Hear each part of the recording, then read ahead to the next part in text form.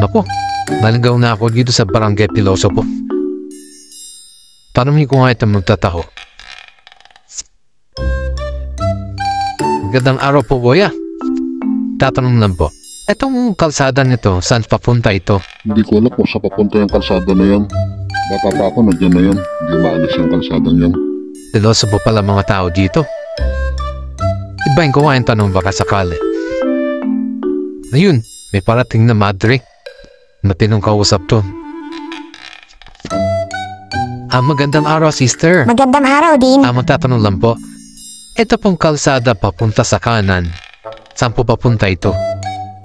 Yan pa kanan, papunta sa simbahan. Ito naman pong papunta sa kaliwa. Saan papunta ito? Siyempre, ang papaliwa ay palayo sa simbahan. Mindset ba? Mindset. Makauwi na nga lang